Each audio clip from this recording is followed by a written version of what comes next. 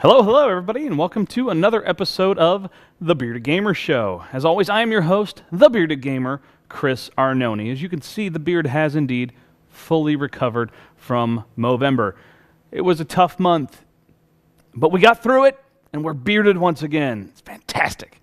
All right, did you guys enjoy the Spike TV VGAs? You watch all the new trailers and announcements and stuff? Good, because this good news, bad news is going to hit on some of those.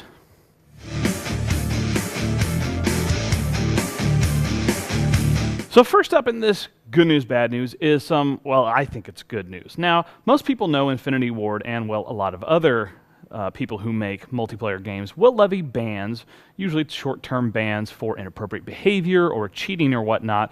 Well, Infinity Ward just leveled a 5,000-day ban against one player on Call of Duty Modern Warfare 3. Now, I'm not quite sure what exactly kind of dumbassery you can do to get a 5,000-day ban. It's like you've got to be throwing out every racial and sexist slur while having sex with a chicken at the same time or something. I really don't know. But this player is going to be not able to play Call of Duty Modern Warfare 3 online for roughly 13 and a half years. But fear not, oh so asinine player. There will be another Call of Duty next year, so this too shall pass. Wow. All right, next piece of definitely good news. Now, most people are very excited about the upcoming Star Wars The Old Republic, but some of you are already playing it. Those who pre-ordered have already started to get their invites to head into the game and start playing it early. Now, why do I say this is good news? Because this was known a long time ago. Well, this slow rollout is helping to beat what is a common occurrence with most MMOs when they first launch, which is a really bad bottlenecking. You know, they just don't have enough servers, there's more players than they anticipate, blah, blah, blah. It's always an issue with every single MMO when it launches. Well, they already have 106 servers up and running between the US and Europe, and they've been managing their traffic pretty darn well. And so I think this is really good, this early rollout, so when it comes out officially on the 20th, BioWare and EA should be much better prepared for the full load of people that are coming on. And you know, this game is going to be huge. They have, 500,000 pre-orders, I believe. They had over 2 million people in the beta. And, I'm sorry, those pre-order numbers, that's not right. 500,000 is the number that EA has said they need to just turn a profit. And they had 2 million in the beta. They've got a lot of pre-orders. This game is going to be huge. Just absolutely immense, and it's good to know that they're rolling things out well. And of course, we'll have to see come the 20th if the servers will actually withstand the load. All right, next piece of, once again, good news. New Gran Turismo 5 DLC is on the way. Now, this is car pack number 2. It's going to include the Volkswagen Golf R, the Volkswagen Scirocco R, the Mini Cooper S, and the Nissan GT-R Black Edition R35. It's going to be $4 to buy this. But they're also rolling out a new content update, 2.02. Now, there's a litany of new updates that are coming with this, but I'll just rattle off a few of the highlights. You'll be able to change wheels on standard cars, finally. You'll be able to see how GT Auto services, like oil changes and whatnot, affect your performance before you buy them, so that's a good thing. Whenever you get new cars, they show up as car coupons, and you have to one by one accept them and go through that. Well, now there's going to be a one-button accept all, so that'll just quicken that process a bit. And finally, for those downloading the 2.02 update, you will get a free gift card, which showed in this little video I had rolling, the Toyota FT86, kind of cool new little concept car that they have. So all that's coming next week. Now, one other piece of news on Gran Turismo 5 is they're going to introduce this family upgrade option. Now, the GT5 DLC was the first stuff to say, you download this, but it'll only work on your one account. And with this family upgrade option, you can pay a little fee, and it'll enable that DLC for all accounts on that one machine, hence the family upgrade option. So that's even more good GT5 news. And I always come back to this because of how much I hate online passes. This is how you support a game. Not just the paid DLC, but the free content updates. Tweaking the content, giving people more and more reasons to keep playing your game. You don't need to charge people a $10 online pass when there's always something new for them to do in the game. Does it take a little work on your part as a developer? Sure. but it should pay dividends because people aren't selling GT5 copies and then buying them up used. People tend to hang on to them, more than most games at least. All right, last piece of news, and this is kind of in the good news. I'm just in a good mood today. There's no bad news for me today. Well, until I get to my controller confessional, but we'll get to that in a minute. Metal Gear Solid Rising Revengeance. Yeah, it's a weird portmanteau they've stuck on the end of Metal Gear Solid Rising. I don't know why Rising wasn't good enough. Maybe they're going to make a whole new franchise out of the Rising with Raiden or something. Anyway, it's been announced recently that the PS3 is actually the lead platform for this game. Now, a lot of people were confused. They thought it was the 360 because in all the live demonstrations, they've been using a 360 controller. Well, that's because the early builds, of course, any game is built on a PC. So they're using the 360 controller for the PC. Now, why do I say this is good news in any way? Well, this is Platinum Games, the same people behind Bayonetta. And when they did Bayonetta, their primary lead platform was the 360. And they actually outsourced the final development of Bayonetta for PS3, and it suffered as a result. So this time, because the PS3 is harder to develop for, that's the lead. It'll be much easier to transition from PS3 as a lead over to PC and 360 than trying to go the other way. So that should mean a better game on all fronts, as opposed to how Bayonetta had differing quality on different consoles. So, yeah, good news. Of course, people who are big 360 fans may be a little irked by that, but as long as the game is great and equal on all consoles, it's just good news all around. Okay, time for me to call someone an idiot and controller confessional.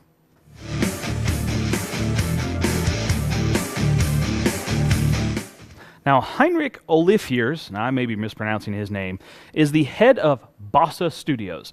Now, they're the team behind Monster Mind, which is this sort of casual Blob meets The Sims game. It was pretty popular. He has recently dropped this just word bomb on the PlayStation Vita, saying that it's going to end in a premature death. Now, why should you care what this guy says? You probably never even heard of the studio. Well, they're a big up-and-comer, big enough that they have recently attracted the former executive producer of The Last Guardian, Yoshifusa Hayama, to their team. So, this is a big up-and-comer in the industry. Now, the reasons he's saying that it's going to meet a premature death, he's talking about because it's such a closed platform, sort of piggybacking on things that Gabe Newell, head of Valve, said earlier in the year when he was talking about how open source, open technologies, cross-platform play, that's the future. That's where the technology should be, and he doesn't like how closed off the consoles are. But he thinks this is going to lead to the premature death of the Vita, and he really thinks that all the technology in there isn't really innovative enough. Well, you're an idiot, sir. I just flat out. I'm going to explain why, of course, but this is ridiculous. I understand his point behind social games and closed platforms, and that this is the way that a lot of games are going. But I also notice that there are social gamers and there are core gamers, and that Venn diagram has a very, very tiny overlap. Very tiny. Most core gamers will always disagree with these kinds of things, talking about mobile and social being the new wave. And then most social gamers are the kind of people that are sitting there with their laptop in their lap, watching TV with their family, and they're playing Farmville and Cityville and all this stuff. They're not core gamers. And most core gamers can't stand Facebook games. So there's not a big overlap there. It's not like there's a shift from one to the other. It's more like games have simply expanded. Instead of just having core gamers and a little bit of casual, we have core gamers and a whole lot of casual. Now, yes, as I've talked about before, the casual market is gone from dedicated portable consoles like 3DS and the Vita. They're gone. Fine. That still leaves a large chunk of the gamers there. And being more social, being more cross-platform than it's already going to be, isn't going to be what really puts it over the top and lets it keep going. Now, there is a little bit of cross-platform play on the Vita. When I was at E3, I got to play a little Wipeout, and it was cross-platform multiplayer with the PlayStation 3 version.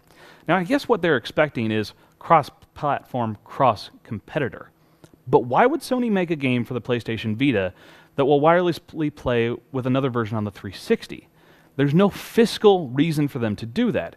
They want you to go and buy their other hardware, because if you also go buy the PS3, you'll go buy PS3 games. That's where they make their money. It just makes no sense. I understand why they're saying, it's better for gamers, sure, but it's just not going to happen. Maybe it'll be very, very slow to happen, but there's there's no reason that Sony is going to want to endorse anything that their competitors are making. Now, what will make the Vita successful and why I think it will be successful? Games, games, games. Yeah, the tech is great. All the new tech that they're putting in there is great. And in the post-Nintendo Wii world, you have to innovate. You can't just say, oh, it's got better graphics, oh, blah, blah, blah. It actually has to have new tech, new features that no one else has seen to survive in this current console market. And it has that. It has a plethora of features. But games are still where it's at.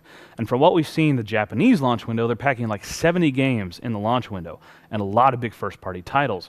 And I'm sure we're going to see the same thing when it launches next spring in the US. You know, we know there's Uncharted, they're working on a Resistance, there's a BioShock in the works. There's just this massive, massive list of games that's coming, and that's what's going to move it. That's what's going to make it sell, is when you put so many games out there that people are like, yeah, I got to go buy this. That's what the 3DS did wrong. It wasn't until Legend of Zelda Ocarina of Time was the first game that really said, I need to go buy this, and that was still a port. For my money, Super Mario 3D Land was the first-party original experience for the 3DS, the first true system seller, and now they have Mario Kart 7, and now the 3DS is doing a lot better. But I think Sony, looking at that, says we've got to do that right out of the gates, and it looks like they're trying to do it. So I think Mr. Olafiers, if that's how I'm pronouncing your name correctly, you're an idiot. You're completely wrong. The Vita, to me, Sony right now is doing everything right to put the Vita in a position to be successful. Ultimately, only time will tell, but that's how I see it. So, finish up with Nerd TV.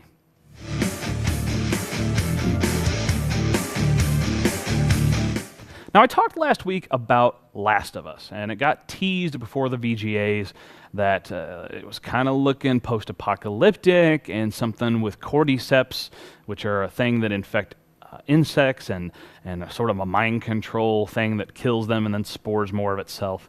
And so that had to have all been tied in. Well, now we got the official trailer at the VGAs showing us what this is. Now, it's made by Naughty Dog, the very successful team behind the Uncharted franchise. It's going to be their first M-rated game.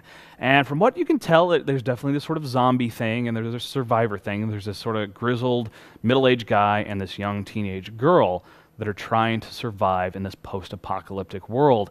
And you can see some of these zombie things. There's some things going on in their heads, which is probably that whole cordyceps thing. I don't know if it's actually going to be cordyceps or some, alien life form or something that's like that. But it very much harkens to me the original cinematic trailer for Dead Island, which was just fantastic, as well as, of course, Dead Island itself.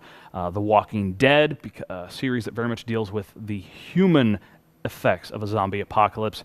And also it reminds me of Cormac McCarthy's The Road, which was made into a film, the journey of a father and son trying to survive in this sort of wasteland. And so it looks really cool. And so I'm going to invite you all to enjoy, watch the first official trailer, and we'll see you guys the next episode.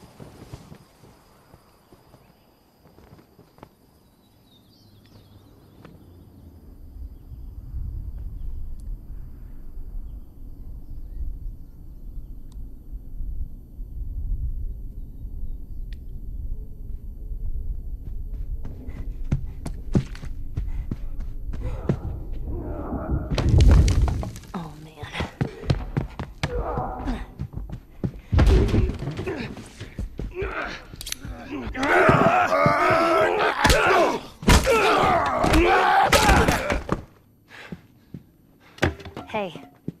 There you are. Are you okay? Better than that guy. Search him. I'm gonna take care of his buddy and then we quit this place.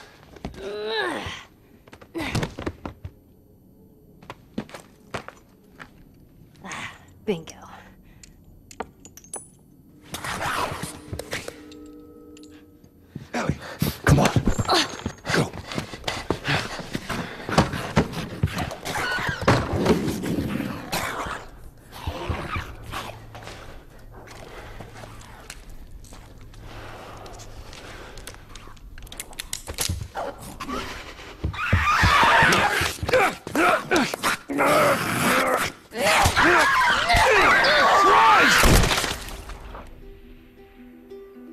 This is our routine. Day and night, all we do is survive. It never lets up.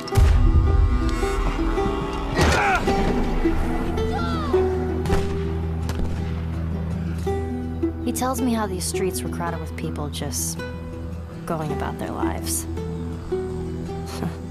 Must have been nice.